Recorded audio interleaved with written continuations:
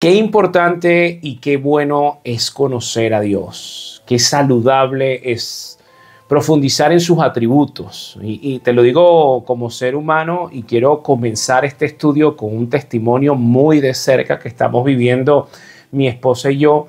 Y quiero destacar entre todos los atributos que Dios tiene, la soberanía de Dios. Cuando hablamos de soberanos decimos que Dios está sentado en su trono y que Él gobierna todo, que Él está al control de todas las cosas. Y esto es difícil de comprender cuando vemos tanta maldad, cuando las cosas no suceden como nosotros las estamos planificando. Pero si nosotros tenemos esa cosmovisión de que meditamos en un Dios que gobierna, que tiene el control de todo, que aún tus cabellos están contados por Él, por consecuencia viene una sensación de paz, porque sabes que puedes descansar a sus pies. Te cuento que mi esposa cumple años en 2 días, el día viernes, y bueno, nosotros estamos planificando como familia irnos a Lechería, porque allá vive el hijo de mi esposa, para compartir todos. Nosotros tenemos familia en el Zulia, vivimos aquí en Caracas, el hijo de mi esposa está en Lechería. Entonces, bueno, estábamos buscando organizar para que pudiésemos coincidir varios miembros de nuestra familia en Lechería y poder celebrar junto a mi esposa. Lo primero que nos sucedió fue que compramos los boletos de nuestra familia que venía del Zulia para que llegara directamente a Barcelona, y resulta ser que uno de nuestros sobrinos le dio neumonía y en este momento está hospitalizado en una clínica en Maracaibo. Por consecuencia, los boletos que compramos, bueno, se van a utilizar después, pero lamentablemente ni mi cuñada ni mis 2 sobrinos pueden ir allá. Esa fue la primera. La segunda, mi suegra tenía que llegar el día de hoy del Zulia a Caracas para irse con nosotros hasta Lechería juntos, pero resulta ser que Caracas comenzó un aguacero y los vuelos no pudieron aterrizar en Maiquetía, y nosotros llegamos a Maiquetía con todo y palo de agua esperando de que mi suegra pudiese llegar, y aterrizó fue en Barcelona por emergencia. Entonces, bueno, en medio de todo estos imprevistos, gracias a Dios aterrizó en Barcelona y no la regresaron al Zulia. Coordinamos para que nuestra familia de Lechería la fuese a buscar. Pero todo lo que nosotros planificamos a corto tiempo, en realidad nada ha sucedido como nosotros lo planificamos. Y es cómico porque yo hace poquito hasta le volví a preguntar a mi esposa, ¿te sientes bien? ¿Estás en paz? Y tenemos paz. Y ahora, esa paz proviene cuando nosotros descansamos en un Dios soberano. Cuando sabemos que nosotros podemos planificar cosas, pero no tenemos la última palabra. Por eso es que es importante decir, si el Señor quiere, ese avión viene. Si el Señor quiere, llega a nuestra familia. Nuestro deseo es que llegue, pero la última palabra no la tiene Dios. Esto es un atributo. Conocer el atributo de que Dios es soberano, de que Dios gobierna, de que sus pensamientos no son nuestros pensamientos. Al momento de que las cosas no suceden como yo lo estoy planificando, no caemos en una irritación, en un estrés o en un estado de ansiedad, porque sabemos que no depende de nosotros. Hoy yo quiero hablar adentro del atributo de Dios de la soberanía, y te pongo este testimonio como a manera de introducción de qué diferencia hay entre recibir estos imprevistos con el Señor y sin el Señor. Dentro de la soberanía de Dios hay algo que se llama el llamamiento de Dios. Dios en su soberanía conoce el corazón de todos los seres humanos, el tuyo y el mío. Conoce la intención del hombre y sabe quién va a responder a su llamado y quién no. Dios es quien llama. Por ejemplo, Dios llamó a Abraham. No fue Abraham buscando a Dios. El Señor llamó a Abraham, le dijo, vete de tu tierra y de tu parentela, la tierra que te mostraré. Asimismo, Dios llamó a Samuel, Dios llamó a Gedeón, y así sucesivamente vas a empezar a ver que siempre es Dios llamando. Él es soberano, Él conoce el corazón de los seres humanos y Él llama. Ahora, comenzamos con el versículo del Evangelio de Mateo, capítulo 11, versículo 27. Dice la palabra del Señor, palabras de Jesucristo, para conocer un poco más de este atributo. Dice el Señor, todas las cosas me fueron entregadas por mi Padre. Y nadie conoce al Hijo, sino el Padre. Ni al Padre conoce alguno, sino el Hijo. Y aquel a quien el Hijo lo quiera revelar. La última frase la voy a volver a leer. Y aquel a quien el Hijo lo quiere revelar. No es mi intensidad, no es mi elocuencia, no es mi forma de predicar, no es que hay que enviarle todos los videos a ese familiar que quisiéramos que conociera el Evangelio, no es que hay que enviarle todos los días devocionales cuando no hay respuesta. Depende en principio del Señor. Ojo, no estoy diciendo que nosotros no nos involucremos con ese llamado, pero cuando no resulta como yo lo estoy esperando y no hay una manifestación de cambio en alguna persona que está en mi entorno, si ya yo soy creyente, yo tengo que tener paz porque Dios es quien llama y el Padre se le va a revelar a aquel a quien el Hijo desea revelársele. Es un privilegio, es un misterio que solamente Dios conoce. Ahora bien, usted no es creyente, usted por primera vez está escuchando eso. No subestime esta transmisión. No subestime este tiempo que usted está teniendo conversando, escuchando lo que este servidor le está compartiendo, porque a lo mejor, quizás, es Dios quien está llamando. Vamos a Mateo 10, versículo 1.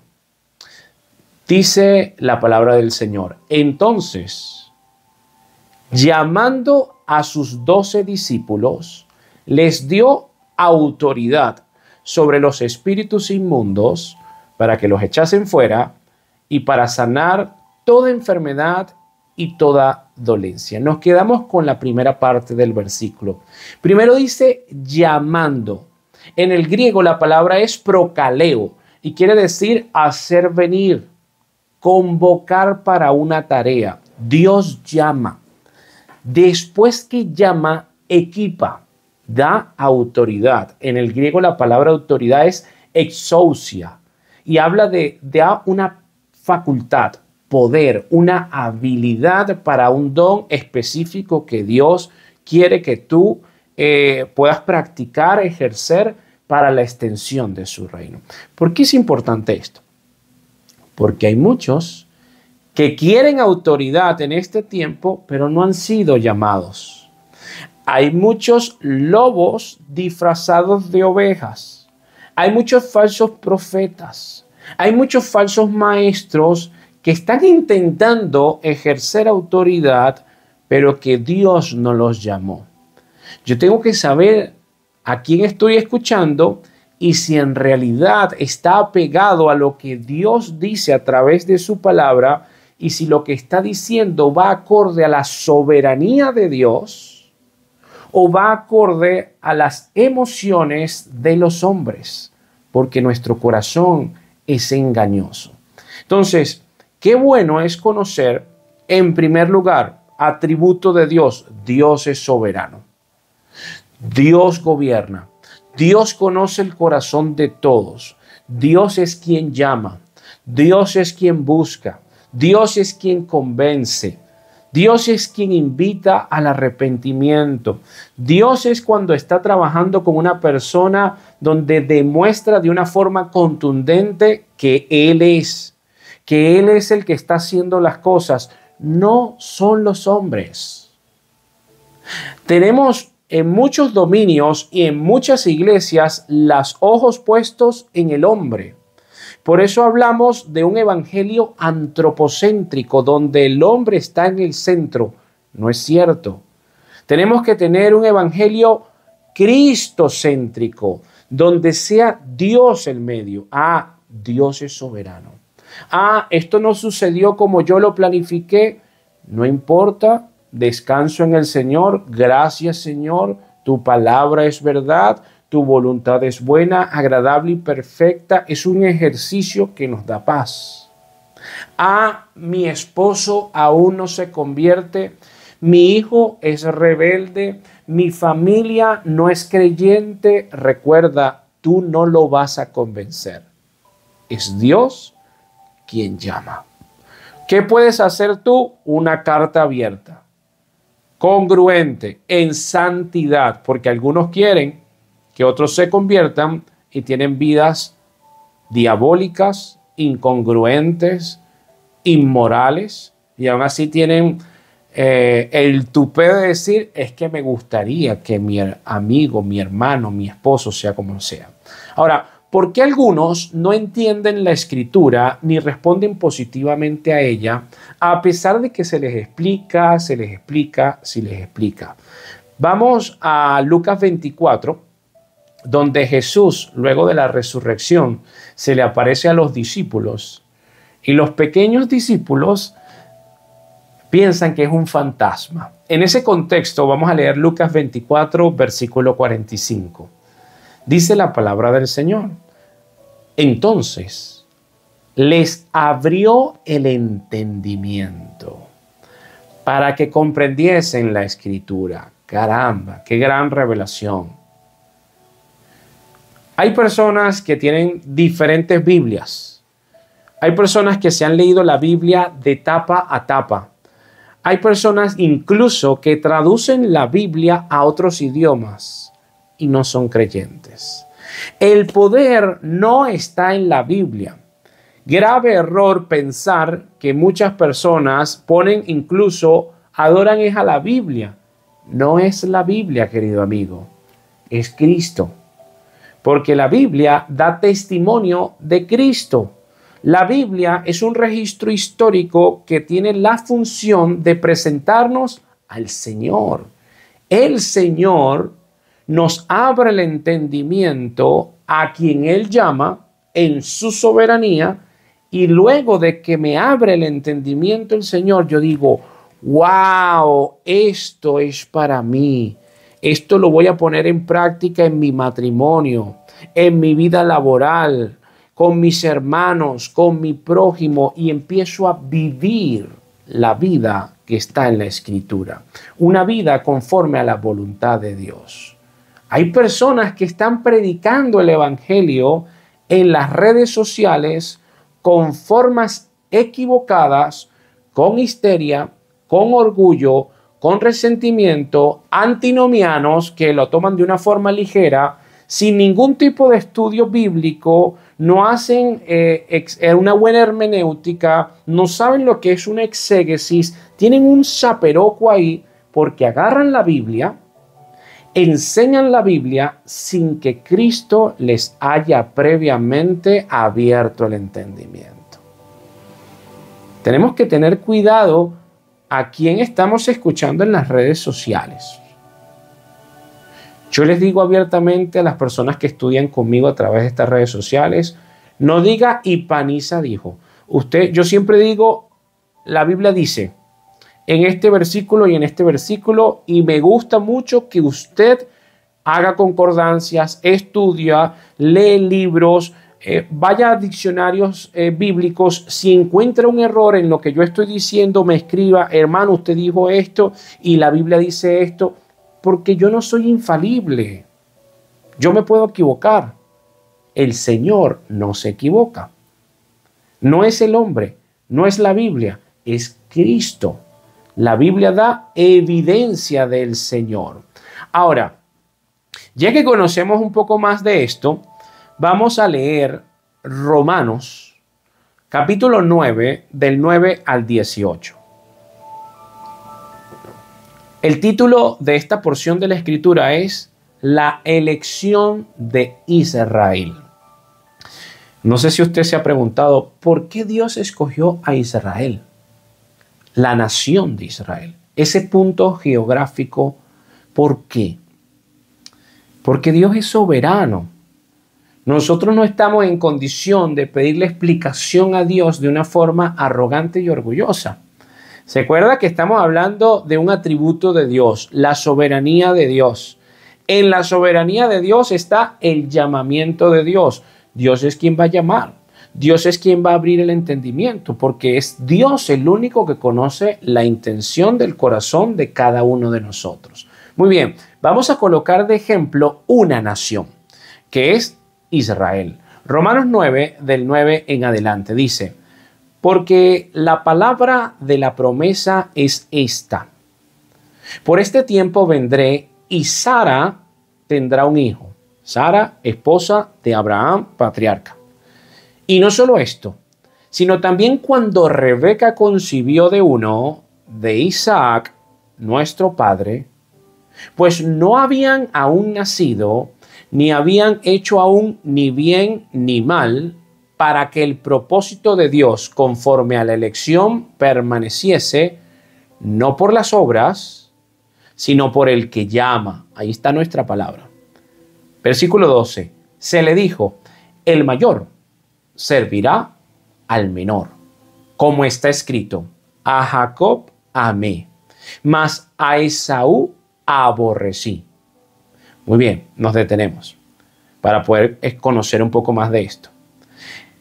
Está Rebeca, la esposa de Isaac, embarazada de gemelos. Ni siquiera habían nacido, no habían hecho ni bien ni mal, como dice la Escritura, y ya Dios había escogido a uno, ya había llamado a uno, que era el menor, Jacob.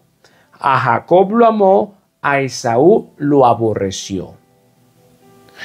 ¿Será Dios injusto?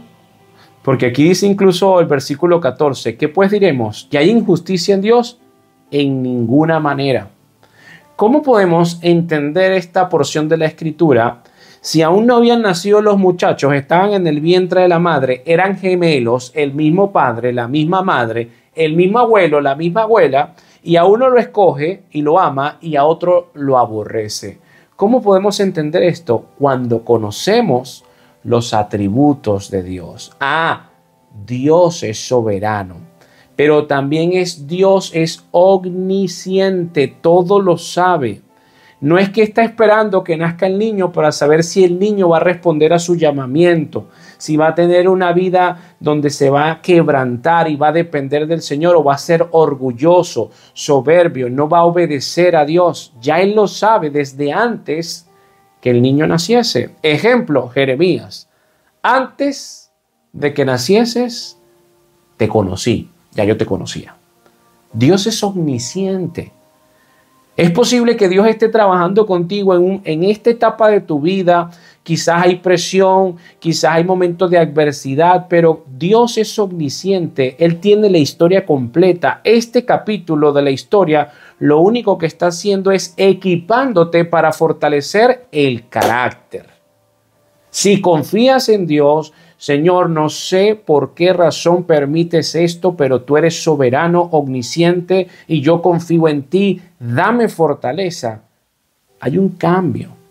La cosmovisión es distinta. Descansas en ese Dios que ya conocía a Jacob, ya conocía a Esaú, y cuando lees la historia te das cuenta que sí, Jacob fue un mentiroso, pero se arrepintió. Pero le cambiaron el nombre, pero fue el padre de las 12 tribus. En cambio el otro, cuando vemos el otro, siempre estuvo con una vida hedonista. Tenía mujeres que no eran las mujeres que Dios había mandado. O sea, era una persona que ni siquiera le importaba su primogenitura y estaba tan conectado con los deseos de la carne que vendió su primogenitura por un plato de lentejas. Entonces te das cuenta que Dios no necesita que los muchachos crezcan para saber qué tipo de carácter van a tener. Entonces, ¿por qué estamos hablando de esto? Porque esto debería de darnos paz. Si usted en este momento está siendo llamado, inquietado por Dios, preste atención. Cuando oigas la voz del Señor, no endurezcas tu corazón, porque tú no sabes si es la última vez que el Señor te va a hablar. Entonces, hacemos un repaso. Porque si yo quisiera que algo te quedara hoy de lo que estamos estudiando es: conoce a Dios, conoce al Padre, al único Dios verdadero. Recuerda, Él es soberano, Él está sentado en su trono. Por más maldad que tú veas en tu entorno, en tu país, en el mundo, el Señor tiene un plan.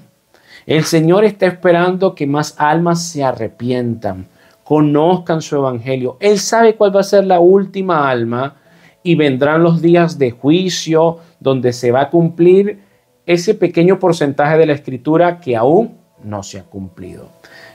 Adicional a eso, dentro de su soberanía está el llamamiento de Dios.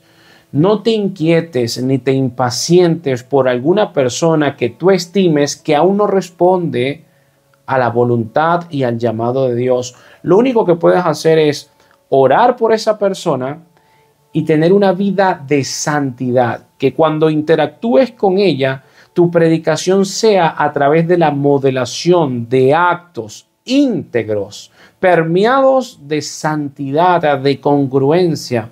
Entonces hay algunos que empiezan a cacarear a las personas, lo empiezan a sermonear, pero son incongruentes, pensando que es lo que yo voy a hacer, yo lo voy a convencer, yo lo voy a salvar. Eso es mentira del diablo. Ese es el gran error de algunas iglesias de nuestro país, que convierten la iglesia en humanistas, exceso de activismo y manipulando, pase adelante. Sí, hoy se convirtieron 10. Mentira del diablo. Es Dios quien llama. Quizás esa persona pasó adelante, después más nunca regresó. Dios es quien llama. Dios conoce a todos sus corazones. Finalmente, vamos a terminar con Romanos 8:28. Dice la palabra del Señor: y sabemos que a los que aman a Dios, todas las cosas le ayudan a bien. Me detengo. Voy a retomar el testimonio del comienzo. Dice la Escritura: a los que aman a Dios, todas las cosas suceden para bien.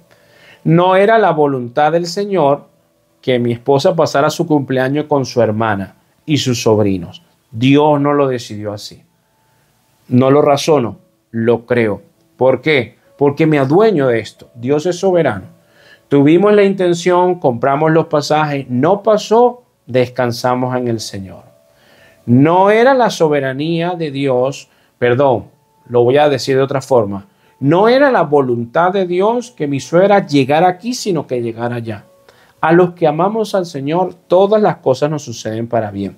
Ahora leemos la segunda parte del versículo.